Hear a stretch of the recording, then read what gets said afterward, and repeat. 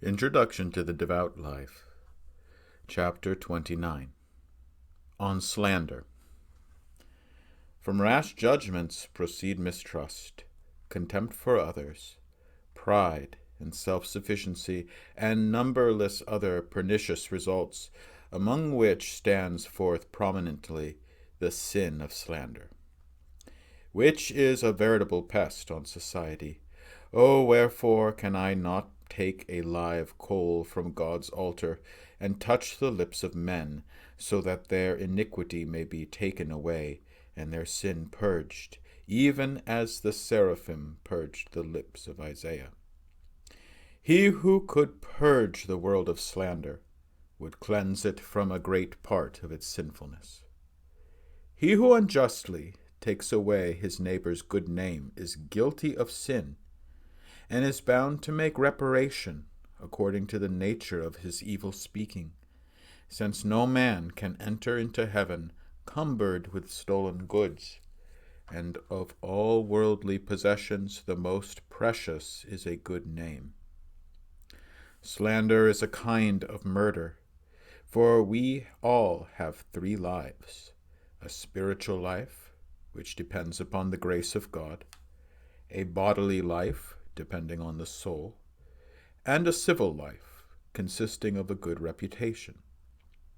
Sin deprives us of the first, death of the second, and slander of the third. But the slanderer actually commits 3 murders with his idle tongue. He destroys his own soul and that of him who hearkens. But as well he causes the civil death to the object of his slander. For as St. Bernard says, the devil has possession both of the slanderer and of those who listen to him, of the tongue of the one, the ear of the other. And David says of slanderers, they have sharpened their tongues like a serpent. Adder's poison is under their lips. Aristotle says that, like the forked two-edged tongue of the serpent, so is that of the slanderer, who at one dart pricks and poisons the ear of those who hear him, and the reputation of him who is slandered. My daughter, I entreat you never speak evil of any, either directly or indirectly. Beware of ever unjustly imputing sins or faults to your neighbor, of needlessly disclosing his real faults, or exaggerating such as are overt, of attributing wrong motives to good actions, of denying the good that you know to exist in another, of maliciously concealing it or depreciating it on conversation. In all and each of these ways you grievously offend God, although the worst is false accusation or denying the truth of your neighbor's damage, since therein you combine his harm with falsehood. Those who slander others with an affectation of goodwill, or with dishonest pretense of friendliness, are the most spiteful and evil of all. They will profess that they love their victim, and that in many ways he is an excellent man, but all the same, truth must be told, and he was very wrong in such and such a matter, or that such and such a woman is very virtuous generally, but so on. Do you not see through the artifice? He who draws a bow draws the arrow as close as he can to himself, but only to let it fly more forcibly. And so such slanderers appear to be withholding their evil speaking, but it is only to let it fly with surer aim and go deeper into the listener's mind. Witty slander is the most mischievous of all, for just as some poisons are but feeble when taken alone, which become powerful when mixed with wine, so many a slander which would normally go in one ear and out the other itself finds a resting place in the listener's brain when it is accompanied with an amusing or witty comment. The poison of asps is under their lips, and the asp's bite is scarcely perceptible, and its poison at first only causes a irritation which is scarcely disagreeable, so that the heart and nervous system dilate and receive that poison against which later there is no remedy. Do not pronounce a man to be a drunkard, although you may have seen him drunk, or an adulterer, because you know he has sinned. A single act does not stamp him forever. The sun once stood still while Joshua and the children of Israel avenged themselves on their enemies. Another time it was darkened at midday when the Lord was crucified. But no one would therefore say that it is stationary, or that the sun is dark. Noah was drunk once. Lot, moreover, was guilty of incest. Yet neither man could be spoken of as habitually given to such sins. Neither would you call St. Paul a man of blood, or a blasphemer because he had blasphemed and shed blood before becoming a Christian. Before a man deserves to be thus stigmatized, he must have formed a habit of the sin he is accused of, and it is unfair to call a man passionate or a thief because you have once known him to steal or once to fly into a passion. Even when a man may have persisted long in a sin, you may say what is untrue in calling him vicious. Simon the leper called Magdalene a sinner because she had once lived a life of sin.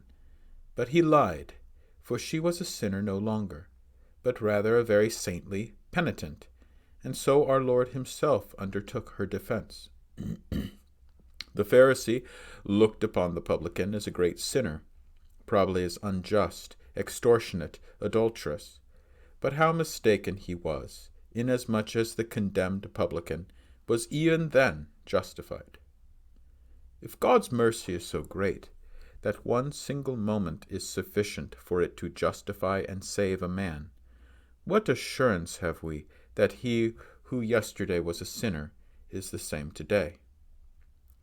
Yesterday may not be the judge of today, nor today of yesterday. All will be really judged on the last great day. In short, we can never affirm a man to be evil without running the risk of lying. If it be absolutely necessary to speak, we may say that he was guilty of such and such an act, and that he led an evil life at such and such a time, or that he is doing certain wrong at the present day, but we have no right to draw deductions for today from yesterday, nor from yesterday from today, still less to speak with respect to the future. But while extremely sensitive as to the slightest approach to slander, you must also guard against an extreme into which some people fall, who in their desire to speak ill of no one actually uphold and speak well of vice. If you have to do with one who is unquestionably a slanderer, do not excuse him under the expressions of frank and free-spoken. Do not call one who is notoriously vain, liberal, and elegant. Do not call dangerous levities mere simplicity. Do not screen disobedience under the name of zeal, or arrogance, calling it frankness, or evil intimacy of friendship. No, my child, we must never in our wish to shun slander, foster or flatter vice in others. We must call evil, evil, and sin, sin. And so doing, we shall serve God's glory, always bearing in mind the following rules. If you would be justifying in condemning a neighbor's sin, you must be sure that it is needful either for his good or that of others to do so. For instance, if light and unseemly conduct is spoken of before young people in a way calculated to injure their purity, and if you pass over it or excuse it, they may be led to think lightly of evil and to imitate it, and therefore you are bound to condemn all such things freely and at once, unless it is obvious that by reserving your charitable work of reprehension to a future time, you can do it more profitably.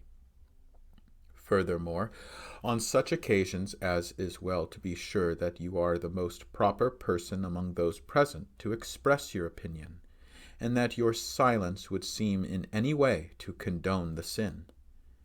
If you are one of the least important persons present, it is probably not your place to censure. But supposing it be your duty, be most carefully just in what you say. Let there not be a word too much or too little. For instance, you censure the intimacy of certain people as dangerous and indiscreet. Well, but you must hold the scales with the most exact justice, and not exaggerate in the smallest item.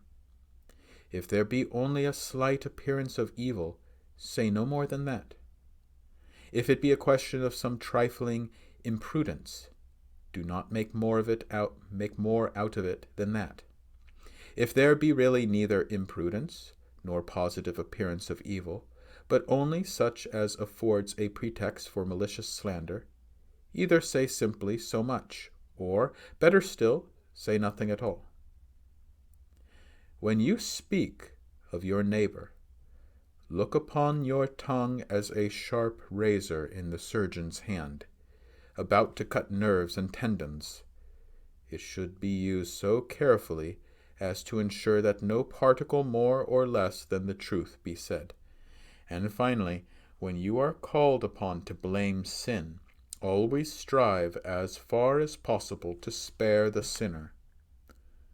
Public notorious sinners may be spoken of freely, provided always, even then, that a spirit of charity and compassion prevail, and that you do not speak of them with arrogance or presumption, or as though you took pleasure in the fall of others. To do this is the sure sign of a mean and ungenerous mind. And of course you must speak freely in condemnation of the professed enemies of God and his church, heretics and schismatics. It is true charity to point out the wolf wherever he creeps in among the flock. Most people permit themselves absolute latitude in criticizing and censuring rulers, and in calumniating nationalities, according to their own opinions and likings. But you avoid this fault. It is displeasing to God and liable to lead you into disputes and quarrels. When you hear evil of anyone, cast any doubt you may fairly call upon the accusation, or if that is impossible, make any available excuse for the culprit, and where even that may not be yet pitiful and compassionate, and remind those with whom you are speaking that such as stand upright do so solely through God's grace. Do your best kindly to check the scandal-bearer, and if you know anything favorable to the person criticized, take pains to mention it.